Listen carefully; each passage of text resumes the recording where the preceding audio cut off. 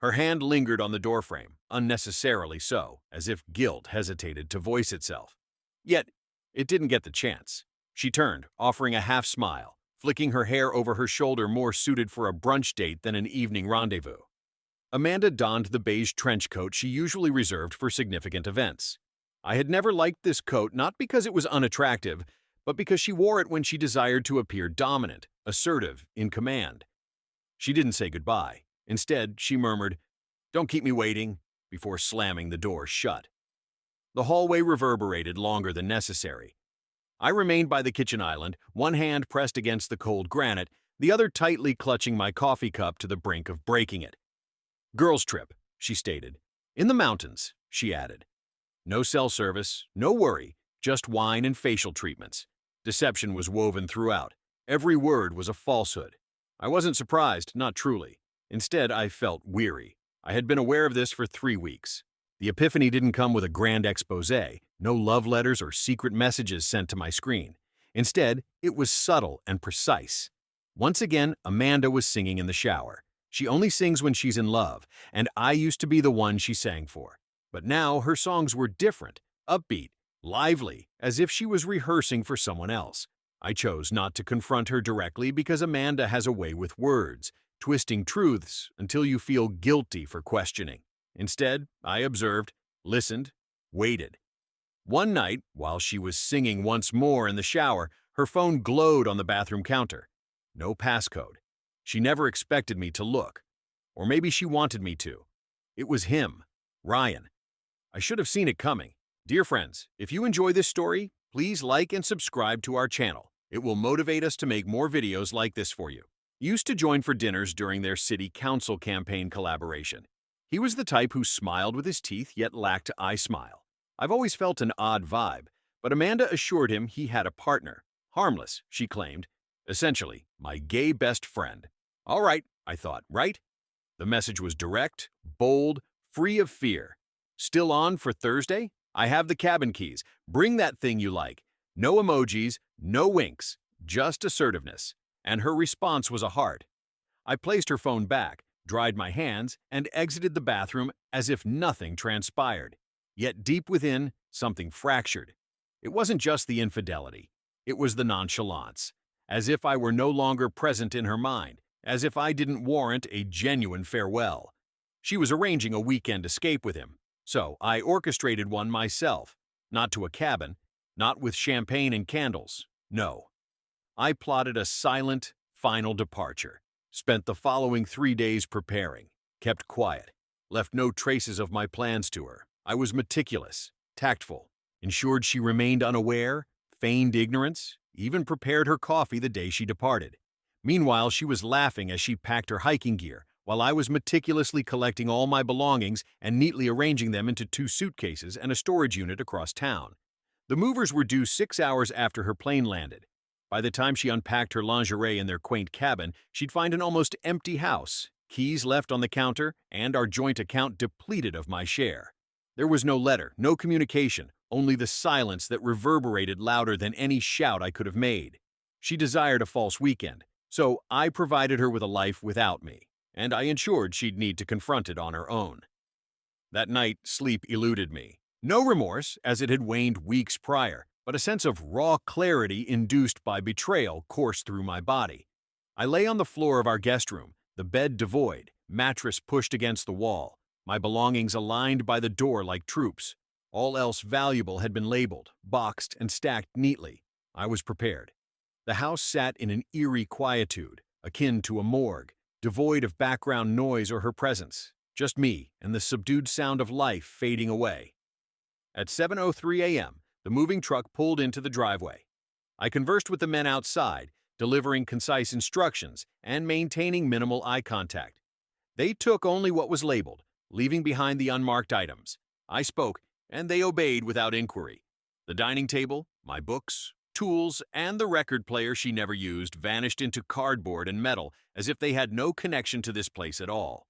The only thing I departed was the photo frame on the nightstand, her favorite one, us smiling in front of the rental car in Big Sur, with our arms around each other.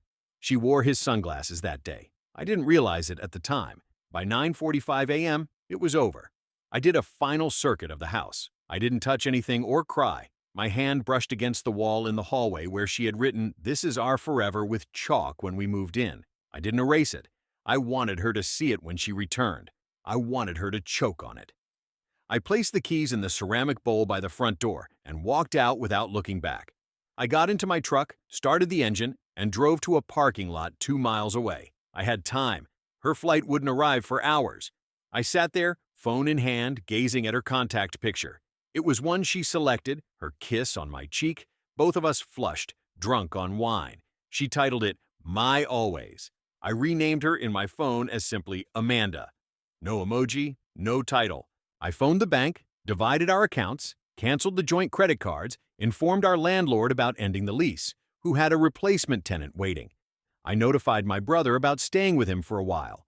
Lastly, I logged into our shared cloud drive and erased all photos containing me. All memories of our weddings, anniversaries, trips to her parents' home where I tolerated her father's racist remarks vanished. However, before signing out, something halted me. An unfamiliar file caught my eye. It was a video uploaded 2 days prior. I played it and felt sick. They were there, her with Ryan, in our living room, my chair visible, my hoodie on the couch. She wasn't wearing much, leaving little to the imagination. She was laughing. He was recording. At one point, she looked into the camera and said that I would die if I saw this. Then she winked. I stood frozen before the screen for 5 straight minutes, neither moving nor breathing. It was then that my anger resurfaced. Not boisterous, not aggressive, but sharp and decisive. My friend Tyler, whom I had assumed we were traveling together, was on the line, chirpy.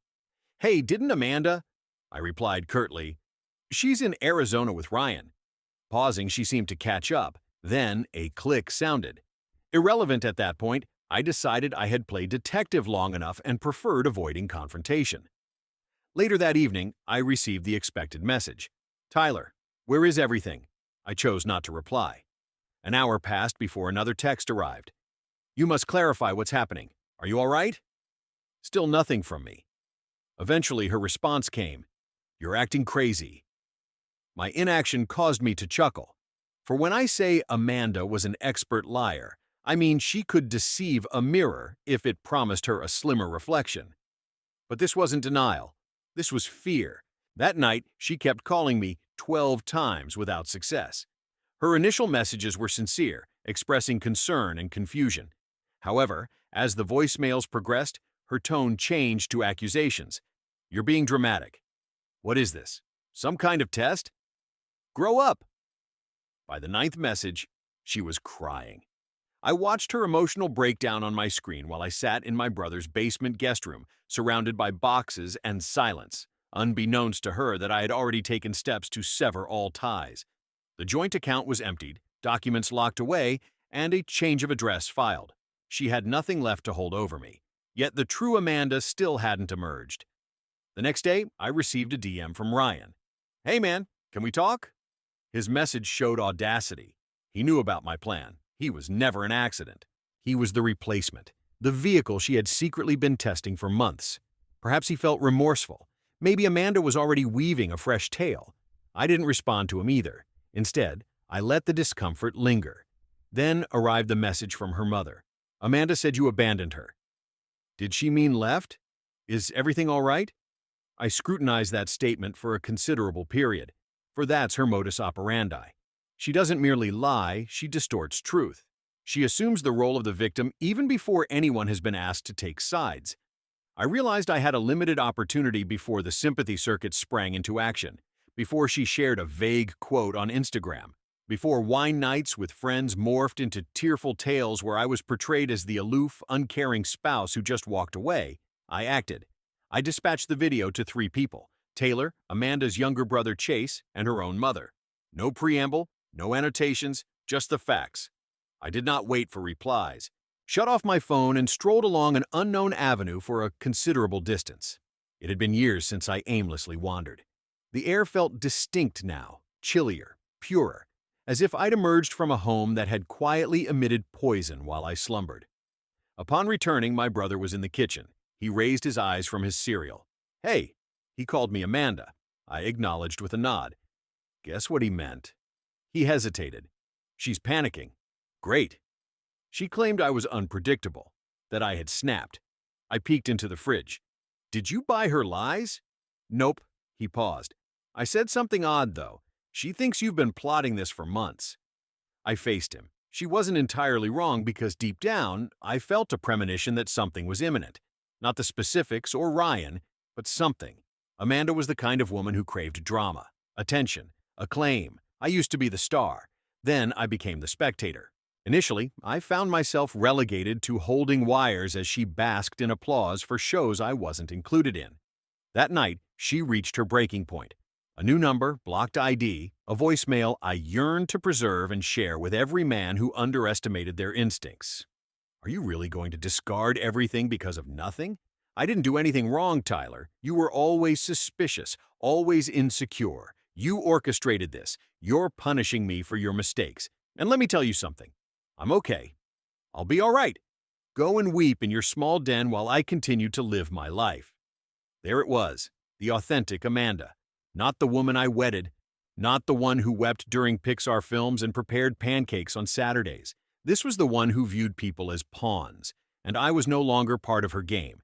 After the chaos subsides, they discuss closure, as if it's a tidy bow concluding a relationship, as though there's a final conversation, perhaps a farewell hug, and then it's over. But it's not that simple. Shit. Closure isn't an instant. It's a painful, prolonged unwinding. A trek through gloomy corridors of your own psyche where illumination comes from memories morphing into deceit. Amanda's message struck me like a freight train. I'm fine. Those 3 words were poison in silk wrapping. She was fine, and I was the wreckage. In my brother's kitchen, I sat, fixed on the wall, rewinding every late-night quarrel, every unanswered message, every time she claimed exhaustion from me. Meanwhile, behind my back, she was plotting, not just for a weekend, but for an entirely new life. The next day, I awoke to a barrage of texts from her friends. Some were sympathetic, some frosty, some harshly critical. I hope you understand what you gave up. Perhaps you should have paid closer attention. Everyone can't be flawless, you know? I yearned to shout, to tell them she was a liar, a deceiver, a woman who used her allure to dismantle the life we cultivated. Words seemed pointless against the influx of forced smiles and Amanda's Instagram updates depicting her and Ryan hiking, their laughter echoing as if we had never existed. The sting was most profound when I navigated through her latest post. A picture of them at sunset, entwined, radiant. Caption, new beginnings. She even tagged me in it. The irony was biting. I was the only one who witnessed the fractures behind the mask. It dawned on me then how little I actually knew her. How much of our life was a performance. How the person I'd confided in completely was a stranger lurking in plain sight. That day, I reached out to my therapist, spilled it all to her. For the first time, I acknowledged that I felt more than just betrayed. I felt effaced, like a phantom in my own narrative. You're mourning, she replied. Not merely the marriage, but the future you once envisioned. She was right, yet within me, fury still reigned supreme. I started penning down thoughts, not for Amanda or Ryan, but for myself. Every night, filling pages with resolutions to reconstruct. In an attempt to rediscover myself, I recognized that I couldn't mend what she shattered, but I could heal myself. Amanda made one final attempt 2 weeks later, appearing at our old residence. Not for conversation or argument, but to gather a few items she overlooked. I remained silent, observing from afar as she pounded on the door, screamed my name as if reclaiming territory. Then she shouted something I would never forget. You're pathetic. I hope Ryan appreciates how fortunate he is to be rid of you. That remark pierced deeper than any act of deceit, because the woman I adored was no longer just absent, she was cruel. 2 weeks after Amanda's dramatic performance on the porch, I received a letter. Not a call, not a message, but a letter. As if we were characters in a Jane Austen novel instead of the charred remnants of a contemporary disaster. The letter arrived in a light blue envelope with her handwriting on the front. My name was the only thing written. Tyler. No affection, no return address. She intended it. She had always placed great importance on presentation. I scrutinized it for quite some time before deciding to open it. A part of me wished to discard it into the fireplace and deny its existence. Yet another part, that once reached for her in the stillness of night without a thought, yearned to read what she had to say. The letter spanned 2 pages. The first page was a polished apology. I never wanted things to unfold like this. You've always been kind to me, and I regret making you feel insufficient. It wasn't supposed to escalate with Ryan, wasn't it? She had unintentionally booked a mountain resort, driven for 6 hours, packed lingerie, and played the role of a single woman because she hadn't meant for things to escalate that far. The second page changed tone. It was Amanda speaking authentically, the voice she usually hid beneath sweetness until it solidified into glass. You made life too effortless. You no longer presented any challenges. I felt insignificant around you. Ryan made me feel noticed. And you ceased to try a while ago. More was required, but you provided monotony. He ignited sparks. I yearned to crumple it, incinerate it, roar. But instead, I folded it and returned it to its envelope, storing it in a box labeled emotional evidence. Not in the legal sense, but as proof for the future me who may question the truth. She assumed that letter brought closure. However, it merely validated my growing suspicions. Amanda did not truly love me, not the genuine me. She loved me when I was performing, constructing her pedestal, and praising each action. The instant I became human, weary, imperfect, stable, she disengaged. She found a newer attraction. A few days on, Chase, her younger brother, contacted me. We seldom interacted, but his message will forever linger. Hey man, merely wanted you to be aware. I saw the video. I don't know how you didn't snap. She's been acting as if nothing occurred, as if you erupted without reason. You did not. I apologize. 3 times I listened to the voicemail. You deserve better. It didn't mend anything, yet it accomplished something more profound. It validated me.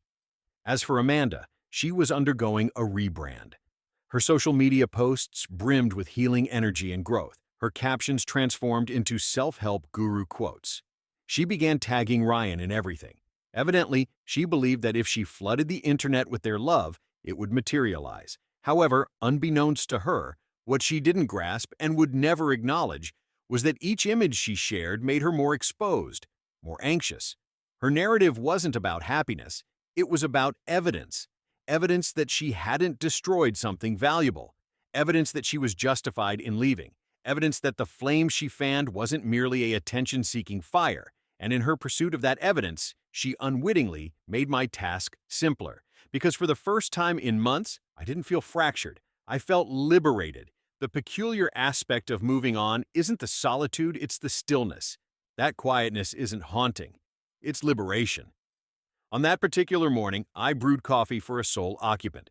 No undercurrents of stress, no Amanda seated at the kitchen counter, scrolling through her phone, feigning nonchalance while brimming with anger. Instead, there was sunlight, somewhat overwhelming, and a tranquility that seemed both foreign and well-deserved. I relocated to a humble apartment by the lake, unadorned by any luxury. A couch, a bed, a desk, devoid of wedding portraits framed, unwanted scented candles gathering dust. Initially, I chose not to install a television. I yearned for serenity. I desired to experience it all, the pain included. More so, the pain. For the past year, I had suppressed my suspicions, feigning ignorance, choosing to believe her tardiness was due to work, not an absence. But now, after the letter, Amanda remained silent for a while, making me think she had vanished completely. Perhaps Ryan had been enough to distract her from my existence. But as expected, Amanda never allows the limelight to fade too much. She contacted me again, suggesting we meet for coffee, just to chat. Nothing extraordinary. The message left me puzzled, like I was staring at a trap door. Why this sudden change? She had already burned down our bridge and crossed it. A mixture of curiosity, closure, or something indefinable drew me in. We met at a small cafe near where we used to reside, a neutral ground. Upon my arrival, she was there, sitting outside with sunglasses on and a latte in hand, as if she hadn't just exploded our life. Standing up when she saw me, she didn't offer a hug. The first words out of her mouth weren't, "Hi, I'm sorry," or "You look good." Instead, it was, "You didn't have to make such a big deal of it." I blinked in surprise. A big deal? You abandoned me as if I were some kind of monster. You cheated on me, lied about it. You didn't have to be so evasive either. You recounted history to your friends, which made you upset I didn't leave a note. You seemed embarrassed as if I was inappropriate for bleeding publicly. I believe we could have dealt with this more maturely. Given that it was you who recorded a flirtatious encounter at our home and laughed into the camera as if I wasn't present, the word mature was almost amusing. I didn't yell or argue. I merely observed your nervous tapping of the cup, hoping for an answer. Eventually, I asked, "Why did you want to meet?" After a pause, you admitted the true reason. It seemed I made a mistake. There it was. The confession you wouldn't share online, the crack in the mirror you'd been trying so hard to keep hidden. You missed me, not because you loved me, but because Ryan wasn't sufficient. Because the passion dwindled quickly. Because the excitement faded, and now you were left with a man who preferred the cheating version of you rather than the one who was cherished. I slouched back, took a gulp from my coffee, extended the quiet. You didn't err, Amanda, I stated. You chose. Afterwards, I rose and departed. No hysteria, no waterworks, no dramatic climax, just me striding away permanently on this occasion. However, I strolled for 3 blocks before I permitted myself to inhale. Not just release air, truly breathe. The kind that pierces your lungs as if it's removing old soot. I can't pinpoint how long I'd been retaining it, but it seemed like years, perhaps more. All the burden I bore, the infidelity, the shame, the vacant marriage, it didn't vanish, but it ceased sticking to my ribs like it once did. Amanda's remarks reverberated in my mind. I believed I erred. She said it as if she knocked over the wrong kind of wine at dinner, as if what we had, what she shattered, was something she could simply pick up and repair. I used to envision that phrase, back when I still thought it held significance. Previously, I harbored faith that she would regret her actions and make amends. However, facing her that morning, observing her fumble through fabricated truths and rehearsed remorse, I felt nothing, no ember, no pang, only a profound, enduring realization. She sought me only because I had departed. Amanda pursues only those who are already distant. That night, another message from Chase arrived. He'd spotted her. She wasn't as well as she claimed. Ryan was withdrawing. Her companions were weary. I believe she thought I would capitulate. I remained silent. What more was there to convey? I held no desire to witness her disintegration. I wasn't monitoring her descent out of vengeance. I wasn't waiting anymore. That marked the most significant change. I was no longer in orbit around her, attempting to decode each action, interpreting every silence. I had a life now, a tranquil one, but mine. I returned to work, took on additional tasks, resumed running, rekindled relationships with friends I hadn't seen since the wedding. The first genuine laugh I had took me aback, similar to hearing your own voice after being submerged underwater too long. At a friend's gathering one evening, someone questioned me about my past with another person, to which I responded calmly. She fell for someone other than me. The man nodded inquiringly. You're doing well now? I took a sip of my drink, replying, I'm getting better. Amanda continued to post updates and pose for photographs. However, behind those cheerful captions lurked a quiet despair only felt by those who have lost something irreplaceable, as seen through the eyes of Carrie. The unique aspect was, I no longer required others to witness me. Instead, I needed to rediscover myself. And for the first time in a long while, I did. Exactly 3 months later, I exited that cafe and freed myself from Amanda's influence permanently. An unusual incident occurred then. I stopped having dreams about her. Not just the haunting, troubling nightmares of stumbling upon her again or listening to her call someone else's name. She disappeared. From my sleep, my daily rituals, the quiet corner of my mind where her voice would echo, sometimes taunting, sometimes teasing, always just beyond my grasp. In her stead, there was only silence. A stillness I initially failed to recognize, almost mistook for void. But it wasn't that. It was tranquility, a serene calm, a reward for every insult I had swallowed, every truth I had denied, every moment I questioned my reflection because she told me I was excessive, or even worse, deficient. That week, I took on a fresh client, a small house restoration project situated in the hills. The kind of work I once did before, matters became mundane, before marriage lost its charm, before Amanda's eyes stopped sparkling when she saw me walk into the room. The proprietor was a woman named Harper, intelligent, reserved, no seduction, no tension, just genuine dialogue, books, movies, favorite seasons. She inquired, she listened. It had been such a long time since anyone did that without seeking something. One day, as I mended drywall in the kitchen, she delivered coffee without any conditions. "You seem chilly," she said. A simple remark, perhaps insignificant, but it felt like a ray of sunlight piercing through darkness. I didn't disclose anything about Amanda then. Not yet. That chapter was no longer an open wound, but a faded scar, still sensitive in certain spots, but a burden to bear privately. A week passed, and Amanda resumed her silence, only to send a message this time. She wanted another chance, missed the relationship, not me. The essence of what we were, the beauty, the solidarity, the foundation. It seemed absurd in some way. After she burnt our connection, she wanted to casually retrace the path over the embers, as if nothing had happened. I remained silent. 2 days later, a picture arrived. Her alone, without Ryan, and no accompanying message. It was an attempt at soliciting pity, but it fell on deaf ears. I was in the process of excising her from the story of my life, not out of resentment, but out of necessity. The most painful aspect of being with someone like Amanda is the gaslighting. The intricate art of origami subtly alters your perception, leaving you questioning which way is true north. You start to question what you witnessed, what you felt, what you knew. Yet this is no longer the case. I now see her clearly. I see myself clearly. She didn't destroy me, she unveiled me. She peeled away the superfluous until only the truth remained, a truth that was never difficult to love. It was merely inconvenient to be betrayed. Now that I was no longer a sponge for her pain, she had no one else to project it upon. I didn't crave retribution or resolution, I simply required distance. And this, fortunately, was something she couldn't retract. The unexpected encounter with Amanda occurred not by design but serendipity. It was a commonplace visit to a downtown supply store for building materials and kitchen fixtures for Harper's Kitchen. And there she was, at the cashier, alone. No Ryan, no wedding ring, just Amanda. She recognized me before I could swivel around. Her lips parted as if ready to call out, but then she hesitated. Perhaps she sensed it on my countenance, that polished smoothness, the absolute void of longing. For I felt nothing at all, no resentment, no discomfort, not even a shred of empathy. She advanced cautiously, like someone approaching a canine they had mistreated frequently.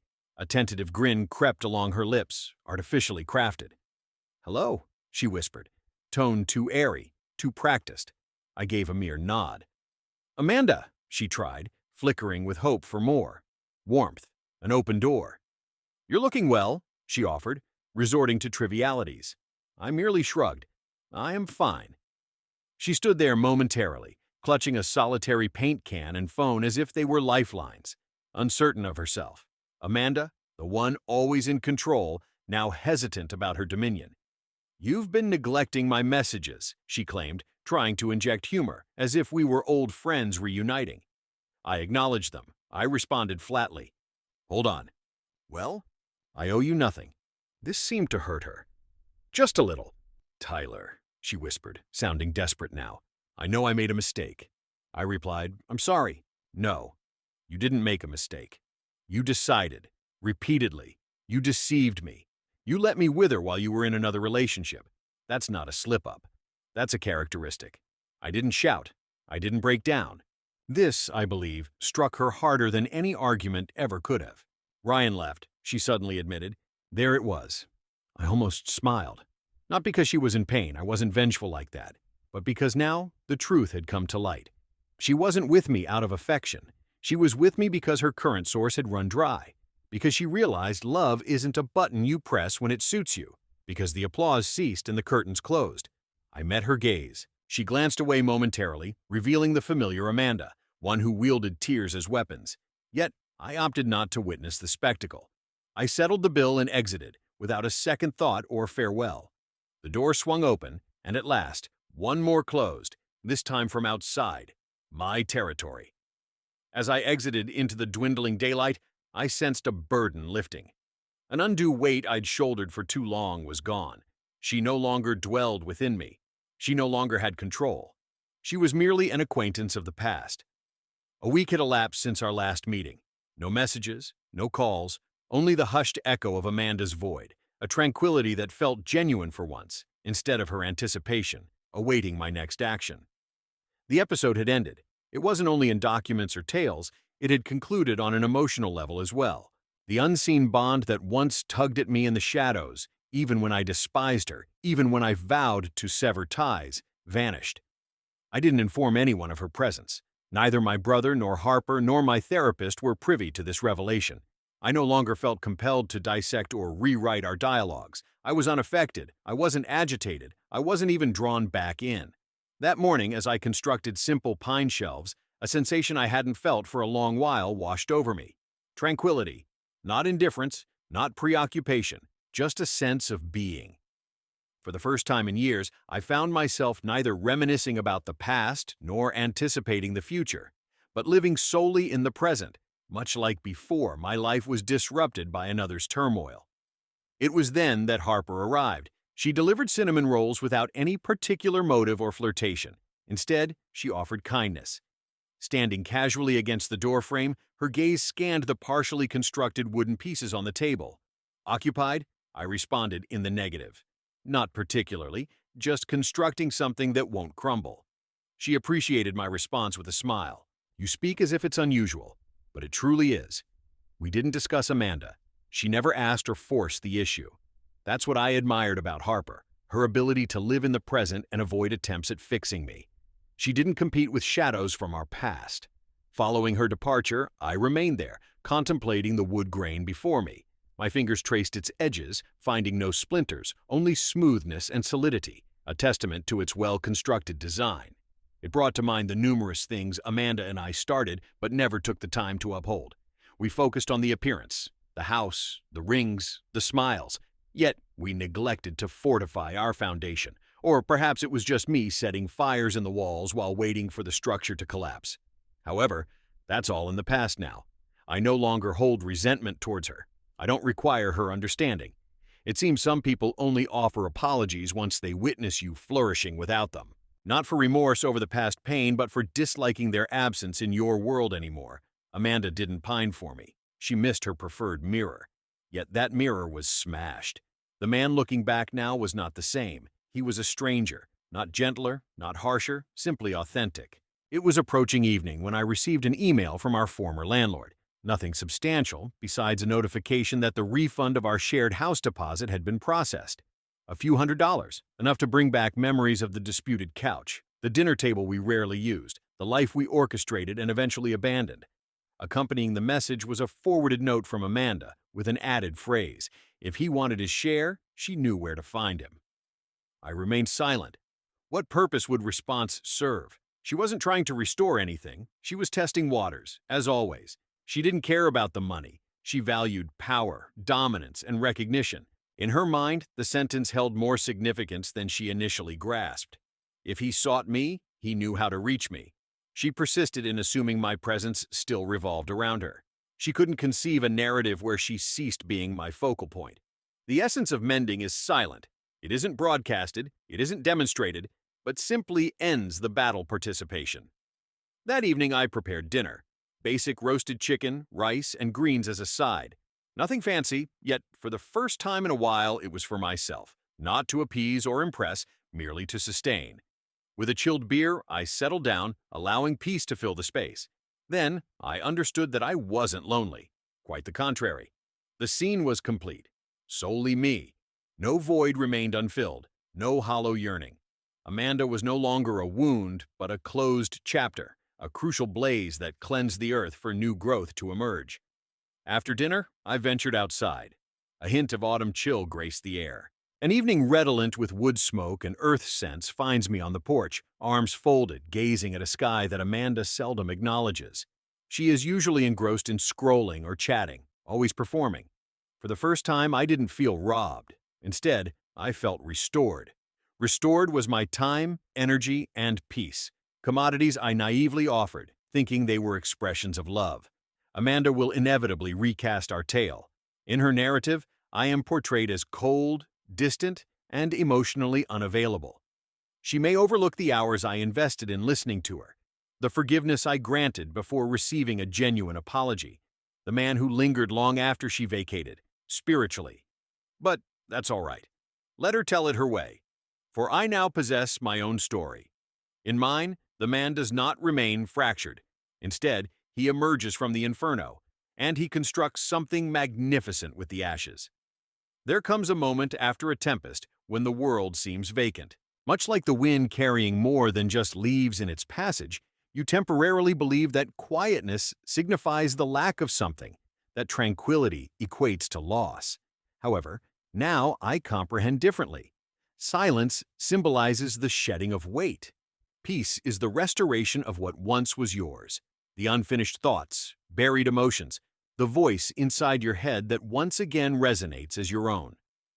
One peaceful morning, I sat on my porch with a cup of coffee, devoid of pressure or Amanda's presence, without emotional traps. Instead, there were only gentle tree whispers, distant barking dogs, and the earthy aroma awakening under sunlight. Previously, I thought stillness equated to boredom. Today, I understand it represents liberation. I chose not to respond to her final message regarding the deposit. No response was necessary because there remained no more conflict. She could no longer harm me, not because I triumphed, but because I ceased participation. The Amanda I cherished seems to have vanished. Possibly she never truly existed. Merely a portrayal of her that I constructed from optimism and expectations, mending injuries and labeling it ardor. Ryan disappeared from the scene. I learned about it indirectly, through mutual acquaintances who were unaware I no longer cared. It appears to have dissipated quickly. No wonder. You don't construct a dwelling on a battlefield and anticipate its longevity. Harper and I continued communicating. Nothing romantic, not as of yet. Yet she became a tranquil regularity, someone who asked for nothing from me except truthfulness. With her, I never needed to hide, never had to act. We discussed music, trees, and why individuals linger in damaged locations. She didn't probe, she didn't urge, she merely appeared. And so did I. Not on her behalf, not for retribution, for myself. Because that's something Amanda never grasped. I wasn't flawless, I wasn't dazzling, I wasn't the man with firework phrases and reckless allure. I was the one who persevered, who constructed, who selected her when it wasn't straightforward, and eventually I was the one who departed. Not due to frailty or torment, but out of dignity. The last thing I jotted down about her, the closing statement in my journal that night she set off on her girl's getaway, was uncomplicated. She lost a decent man. I found a superior one within myself. That was the genuine conclusion. Not the quarrel, not the message, not the breakdown. The authentic ending was the transformation. If you're perusing this and you're still entangled, the confusion, the quietness, the half-truths, and the restless nights, let me share some truth that wasn't spoken to me when I needed it. You are not difficult to cherish. You are not excessively intense. You are not damaged for perceiving what they labored to conceal. Flee. Allow them to keep their fire. You will create your own light. One day you'll awaken in a realm that doesn't orbit around them, and you'll recognize it shouldn't have.